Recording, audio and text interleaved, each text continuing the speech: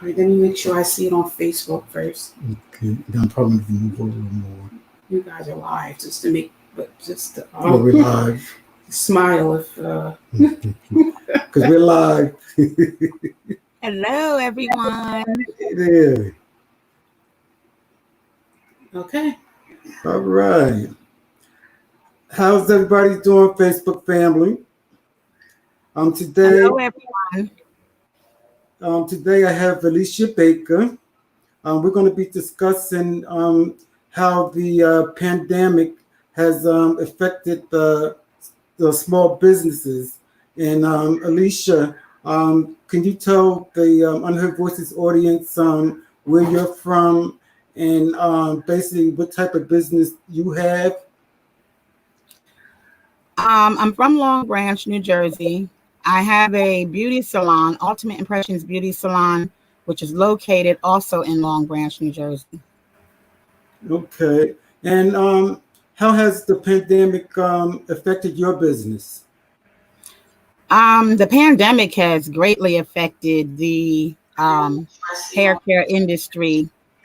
My salon being one of them that has been deeply affected and impacted by this pandemic. Mm-hmm. We were closed down, ordered to close on March 19th. And since then, we all have been closed. So we haven't had an income since March 19th up to this point now. There's no income. Okay, so were you able to? They had the stimulus package, to help business owners and help the people, go through this time that we're suffering from. Were you able to tap into to the stimulus package? Yes, I was. I had to go. I went through my bank to in order to fill out the application for the SBA for the SBA for the Paycheck Protection Program. Yes. I did get approved today. I'm happy about that. It did take a while because, as you know, the first round of funds that came out, they all were exhausted immediately. The second round, I was able to get in, and like I said, I did get approved today. So I am really happy about that. However, it still is not enough, for my loss that I have sustained thus far. It's just not enough. Yes. Now, being that you're located in Long Branch, New Jersey, I know that's a like a resort town where you have a lot of people coming from the New York area, and I know there's a high epidemic effect coming from New York. Are they doing anything in the Long Branch community to deter those people from coming, or do you see the people still coming to the beach area like there's no pandemic going on? I do see a lot of people coming to the beach like there's no pandemic going on. They're not covered in masks. They are not social distancing like they're supposed to be doing. I just feel bad because that too has affected us small business owners. As long as you don't, do the social distancing, you don't abide by the social distancing rules and regulations, this pandemic is going to be ongoing. It's not going to stop. So in the town of Long Branch, are they penalizing people when they don't follow the rules? Yes, they are.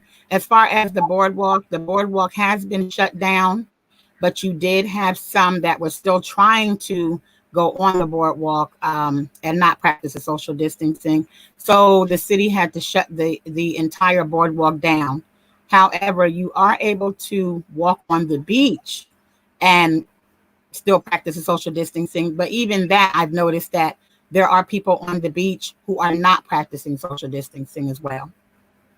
And do you see a lot of parents with their kids bringing their kids to the beach also?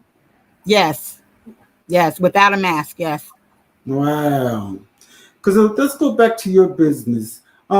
Basically, tell us what type of business did you run and how long were you running your business for?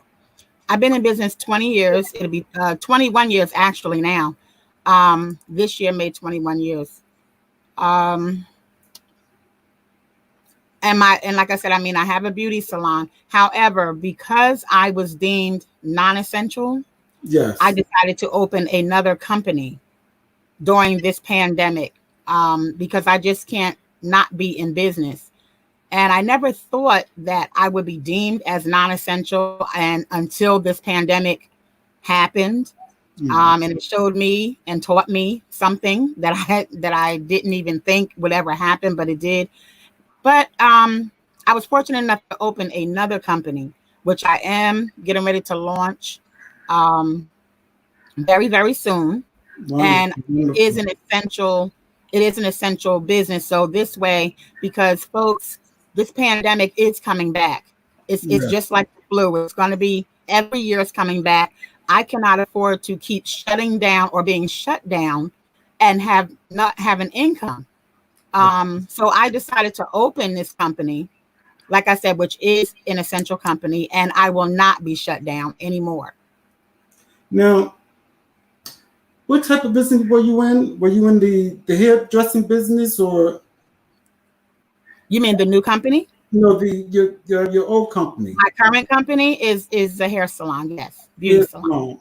So basically, was there any type of way that you could have continued with that business, um, even though it was not essential, or do they think that because you have to directly uh, your distances between you and your customers just wouldn't allow that? The distance between me and my clients, it wouldn't be allowed. Of course, because it's hairdressing, barbering, we are very much hands on with our clients, and the distance is not feasible at all. Right. It's not. So, I mean, and when we were all shut down, no, we couldn't open at all, or we would get a huge fine if we were caught being open. Wow. Now, and I know you guys just recently selected a new mayor, Mayor Plone, right? Yes, How's his voice been during this pandemic? Have you heard much from him during the pandemic? I have. Not firsthand, but through a newsletter that he has on Facebook, and he's been keeping, everybody up to par with what's going on in the city, and how to go about, obtaining your loans, the PPP loan, disaster assistance loans, things of that nature. So he's been good at, directing you on how to go, because I didn't even know I could go through my bank to even to get the loan, and get my paperwork in before the last round of funds came in. So And I that learned that through his newsletter. so the PPP program, that's the paycheck program, and Protection. protection program, and that program was basically started by P Diddy, right? No. Who's that started? That was No, No. okay. no. Right. I'm sorry about that. Well, the government came up with that program so that you guys can have another avenue to access your money. Yeah, so we can have some kind of funds, so that we're not put out of business, like, made to go out of business. We still have bills coming in for our salons, and we're not even utilizing the space. I mean, we still have rent that needs to be paid, utilities, everything like that. And not to have an income, our source of income anymore, but have an outflow of money going out to continue to pay for our space and things like that. I mean, it starts taking a toll on your pockets after a while when you don't have an income. Exactly. Now, in your town, are you one of the few Black entrepreneur businesses that's being run in your town? Yes. Okay, Yes, I so am. when I was hearing that through the first round of the monies that was being generated, it Mhm. seems like small businesses like yourself was left out of the loop, left out of the pot. All the money went to the big businesses. Actually, they were receiving more money than what they needed. I heard that a lot of these big businesses either cut the money or they gave the money back, so that way other businesses could use them. So within your town of Long Branch, I know there's some big businesses there. Were they able to trickle some of that money out to the small businesses? I'm not sure. I didn't investigate that part. I'm not sure at all if the other businesses, I'm hoping that the other small businesses did take advantage of this PPP program this go around, because like I said, the first go around, I was left out because of that. Larger corporations did benefit from the funds that were, given to um, us business owners, but I didn't get it. You, It's like you, I felt like I was overlooked. right. That's what I'm thinking, that the allocation of funds just was put into the wrong hands. It seems like. Yes. Hmm. And I feel like maybe those funds should have been directly given to the small business instead of letting it trickle down and to the big business and then going to the small businesses. So Yes, I agree. I think maybe they should have worked from bottom up instead of working from the top down. I agree. So I know there's other people in your town that have hair businesses, Yes. be it men or women. Uh, Hmm. do you know if they're still running business as usual because of this pandemic? I do believe, just like myself, that they are closed down. We haven't gotten an opening date as of yet, so I'm sure that they are feeling the impact of this pandemic as well. So, say for example, you you kept your doors open. Okay, you got your mask on, everything. The people that comes in, they wear their mask, and you try to do the social distancing within your business. Um, you think that maybe you would have got some type of backlash, or maybe they would have told you, no, you can't do that? Yes, I did hear that it was a nail salon in Long Branch that was open, and that was like 2 or 3 days after we were all ordered to close. Yes. And there were police that did go up in there. I'm not sure how true that is, but this is what I heard. Um, I mean, they're not playing. They when they said they want that 8 o'clock on March 19th was our last time until further notice, they weren't joking. They weren't joking. And it is very hefty fines for if you are caught with your doors open, or if you are caught conducting business in the business, it's a very hefty fine. Now I know that coming from New Jersey myself, and now I'm planted in Maryland. I know that along the Jersey Shore, it's big business during this time of the year. Yes. As far as people having the park, they make a lot of money there. The hotels and things of that nature. Do you see a lot of the people coming in and utilizing all that parking space? Are they cracking down on the people, or are they letting them still come in? Um, I'm kind of unsure about that. I'm not sure about that at all. I mean, the only way I would be able to know that is to, of course, according to the license plate. Now, I have seen some New York license plates here. Mhm. Um, you know, I don't know.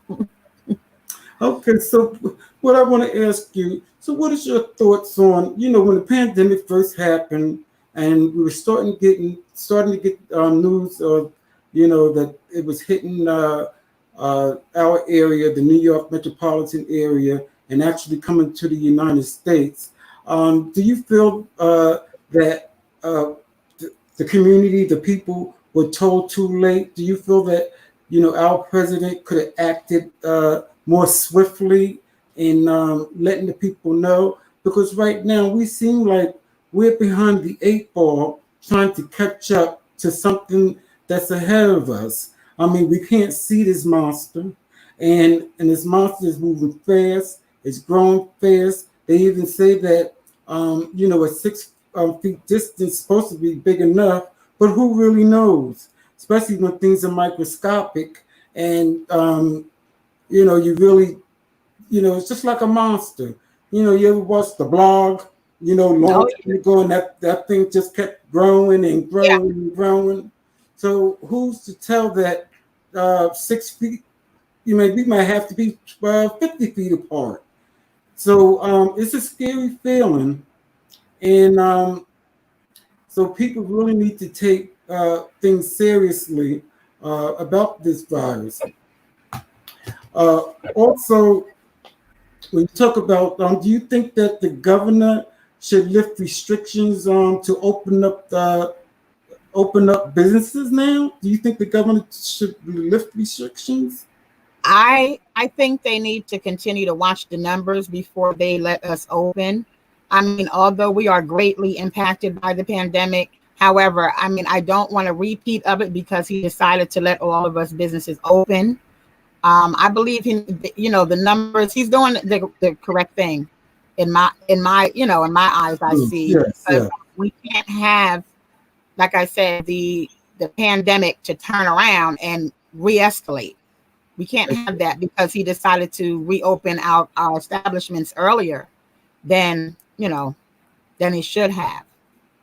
As you watch the news, and I know when the president first came on, he thought it was something just was going to come. He talked about the 15 cases, and he thought that would dwindle down to nothing. And do you think that he acted too slow or wasn't watching it carefully enough to, how did he come up with such a decision like that to overlook the importance of a virus that spreads so fast? I do believe that something could have been done sooner than it was. However, I believe that the president was also watching to see, the numbers or how fast it was growing, here in the United States. Right. However, because it grew so fast in China, I Hmm. mean, I believe that should have been an eye opener right there Well, for the United States. as I heard that the disease was actually here in like November, December, I did and hear that, but there wasn't any. To me, there wasn't any scientific anything that I was able to go off of to accept that opinion. There are people that are saying that it was here, but medically, I mean, I'm not a doctor, and it could have been here back then, and they probably were calling it the flu. However, I mean, I can't, because well, it has they said it was symptoms. definitely here in February. Mm-hmm. Because, Definitely here in on January, but we mm-hmm. waited into February in order to try to make a move on trying to get things.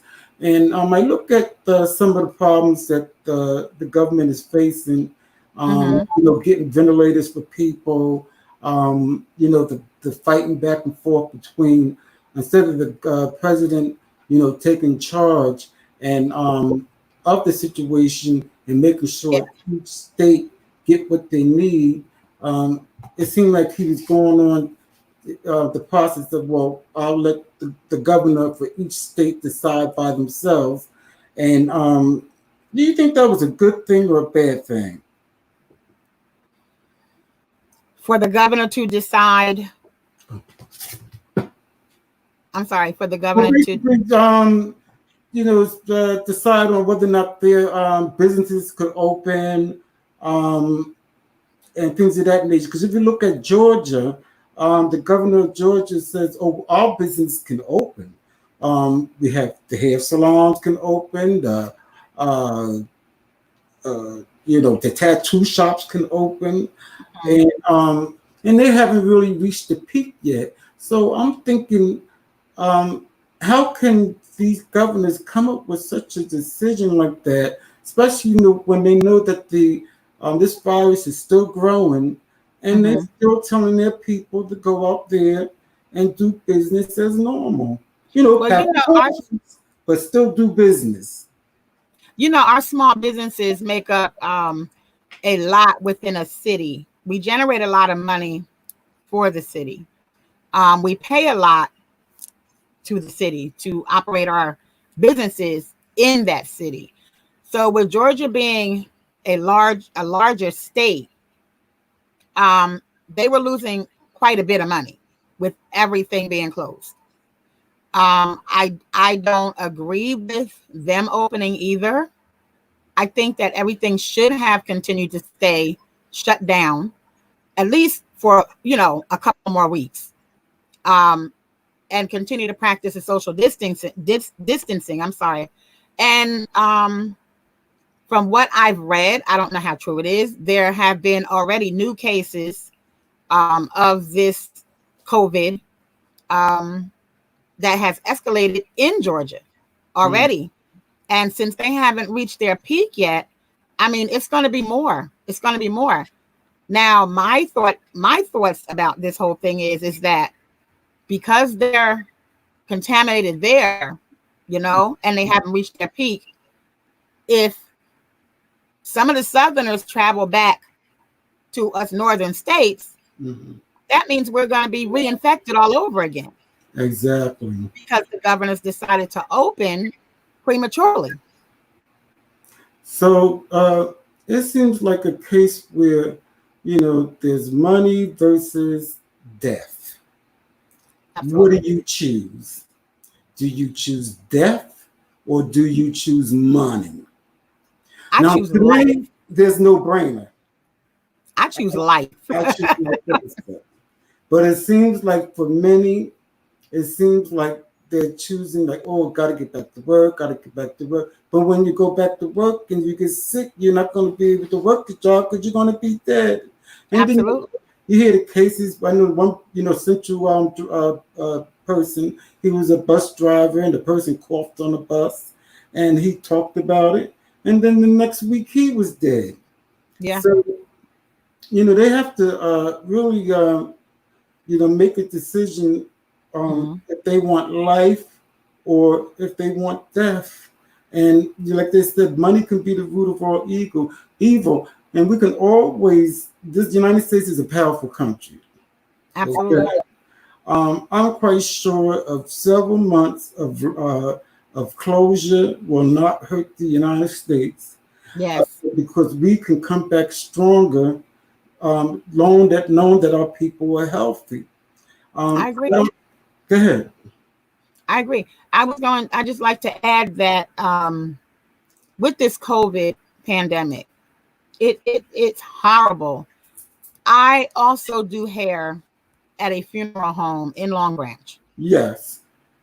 I am the hairstylist there. And for the people that have passed away already from the COVID, it's horrible. I have seen younger people. I have seen older people. I have seen elderly people who this pandemic has just affected and took them out of here.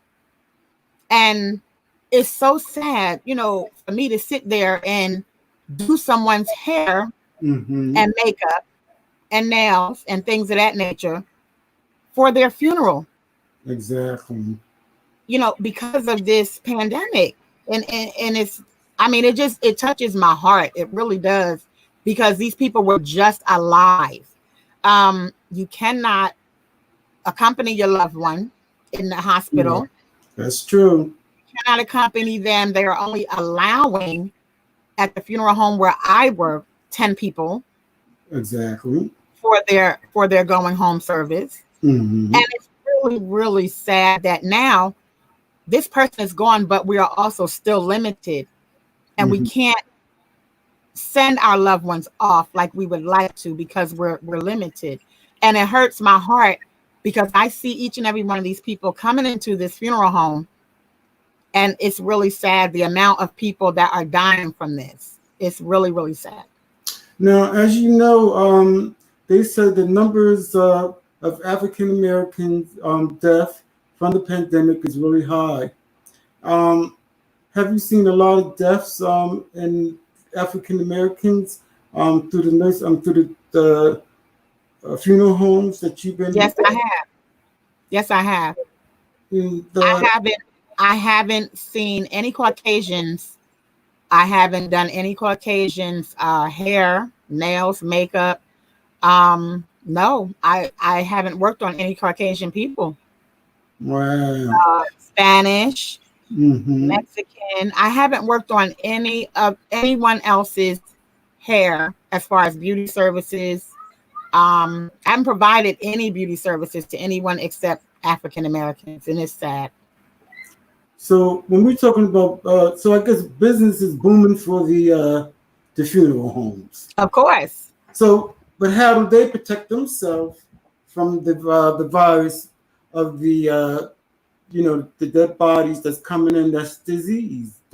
Well, They're I in did. a state. Well, I do a doctor's hair, and I Mhm. did ask her when a person dies from the COVID. What happens? Is it an illness or a disease or a virus that can live, and Within the, possibly contaminate someone else, a living person mm-hmm. still, although the organs in the body is dead. But can this virus, still be contracted by a living person? The doctor reassured me. She said absolutely not, because once the host dies, the Mm-hmm. COVID dies. The COVID needs the respiratory, the body and the Mm-hmm. respiratory in order to live and grow. So Okay. once you stop breathing, it stops growing and it eventually dies, but it dies immediately when the host dies. Now, I did ask the undertaker Mm-hmm.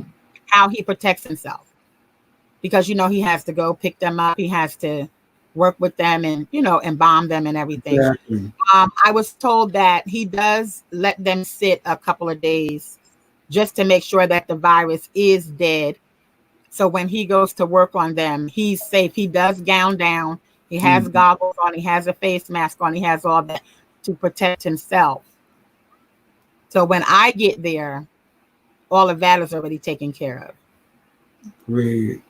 So I guess, like you said, in that case, business is booming, but lives are being lost. And Absolutely. you know, every life is precious, and uh, any death is one too many. Uh, Absolutely. the So basically, within the African American community, do you see that they're practicing the social distance, or they still going out partying and going over their friends and and just acting like everything normal? Do you see that in your community? I see both sides on this spectrum here. I do see a lot of people, they're saying that they're going to go out, or I have heard that, oh, well, this one went here, this one went there, but then I do hear that people are practicing the social distancing and staying at home. If they do go out, they are masked Mm-hmm. and they are, of course, following the rules of the social distancing. So it's both sides of the spectrum there that I do hear, you know, people congregating together still, or, and plus practicing the social distancing. Right. Because that's very important, and we as a group of people, because it does affect us disproportionately, we really have to buckle down. And I know a lot of times uh, uh, when people are exposed to the virus, sometimes I guess there's not enough. These people don't have any health care, to the point where I've learned that some of them don't even go to the hospital because they don't want to have a bill. And I'm saying that the hospital is a business. you know, Mm-hmm. they're going to take the patients either if they have it or not. And Mm-hmm. I would say to the people that don't have any insurance, still you still have to go to your health providers in order to get the proper treatment. So when you're looking at, say for uh, businesses, I know you have that food store in Long Branch called Fine Fair. How does that look as far as the people coming in and out? Are they practicing social distance there within that business? I have seen actually everyone who is who goes to the grocery stores, they are practicing it because the stores are not letting you in if you do not have a mask. So no mask, no shopping. Okay, that's a good rule. That's a very good rule. Yeah, no mask, no shopping. And I just want to know, have you directly been affected by the COVID-19? Has anybody in your that you know personally? Not at all. Not Not at at all. all. My family and myself, we practice. I mean, we don't go anywhere unless it's the grocery store or pharmacy, things like that. And we get in, we get out. We have our protection on, which is our mask. Um, we wash our hands constantly. We're just staying on top of it because we don't need that stuff in our house. We don't need it. We're not looking to get it. So it was one of the things that I talked to my daughter about because we would love to patronize food businesses. Get your pizza. Get your stromboli, and get your soul food. Delivered to the house. Mhm. Um, and I myself still don't feel comfortable with people handling my food and cooking over my food. So, what do you say to people like me who want to help because it's a bad time for business and you want them to stay afloat, but at the same time, you don't want to catch anything? Because I know in my household, um, you know, uh, people's immune system are compromised, and I do not want to affect anybody in my household. And like my daughter told me, if I walk out that door, she said, "You better make sure that you have a hotel to go to, because you're not coming back in here." She said, "Don't." She said, "Dad, don't even try it." She said, "Because you can't come back here." And I say the same thing for my son. I said, because the young people, they like to go out. They Okay. do. And I'm telling them, I said, if you go out, make sure you stay out for 14 days. Absolutely. But if you come back in here, you got to isolate yourself for 14 more. Absolutely. I don't, I mean, I agree with Chanel because there are people um, whose health is not compromised and they've contracted the COVID and they have passed away. Exactly. So with someone having an underlying condition, it makes the immune system weaker and easily accessible for the COVID to enter into the body and lay dormant, however, but then start growing and affect your respiratory and things of that nature. And before you know it, you're gone. But there Yeah, are people who have passed away who didn't have underlying conditions. That's what makes this COVID so like it's unbearable. It's just everything. yes. Now, when you're going for your loans, you don't have any problems as an African American, receiving the monies. They don't give you the runaround or anything of that nature. No, first of all, I wasn't gonna play with them, not at all. Um, because I am a business owner and I am entitled to those funds, I did have to keep on them. I did have to keep calling and calling and calling. my bank. It wasn't until today when I said, okay, you know what? I'm going to go ahead and follow up with the SBA since my application had left my bank and was then forwarded to the SBA. So I said, okay, I'm going to go ahead and call the SBA. And that's then about 20 minutes later is when I received the phone call saying, oh, well, you were approved and this and this and that and the other, So, but you can't let them just do what they want to do with you. Do not put your application in and don't follow up. Right. You must follow up and keep on them. If you're going through your bank, you have to keep on them. If you're going through the SBA, you also have to keep on them. You want to know your status of the application. If you were approved, how much you were approved for.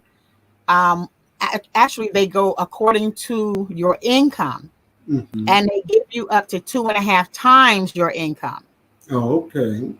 So now if you can prove that you use that loan money to pay, payroll, take care of your utilities, your rent, that you basically regenerated the money and put it back into your business, then you don't have to pay the loan back.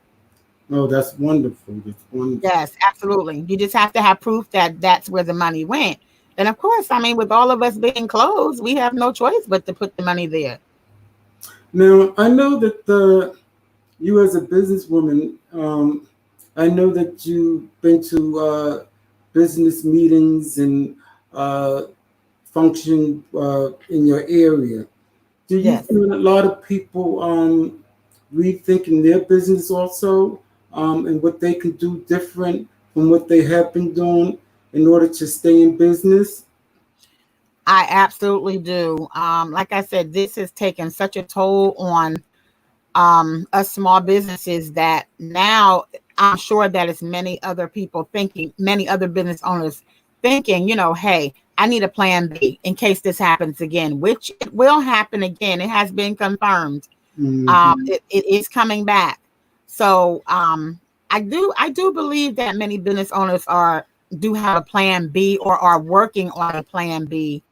What they can do different this go around, because it just came so immediate with the governor saying, as of tonight on March, which was March 19th, everyone at 8:00 I'm shutting everything down. So that was devastating. But I do believe that learning from this, that small business owners are thinking a lot about a plan B. Which is wonderful.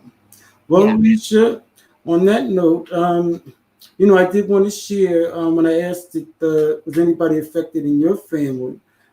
Basically, we were affected firsthand. We lost a cousin from COVID-19, and so it actually hit home, and it was very devastating. And it's no words can describe how we feel for the loss of our dear loved one. And so what I would say to the people, stay safe, listen to your mayor, listen to your governor. If your business, small business needs help, make sure you go through the right avenues that make sure that you can receive the proper help that you need. Just like yourself, if you know that business can no longer be effective because of our new normal, put on your thinking tank to try to do another business that could help you to have a good livelihood. So I want to thank you very much, Lisa, for taking the time out to come on to Unheard Voices and tell us a little bit about your business and what you plan to do in the future. And I hope to have you back on again when things settle down and once you get your business going to see how things are going. Of course. So I thank you very much. You're welcome. Thank you for having me. Okay, for the rest of you guys, you have a great evening. And as I say, you've been watching Unheard Voices TV. Thank you.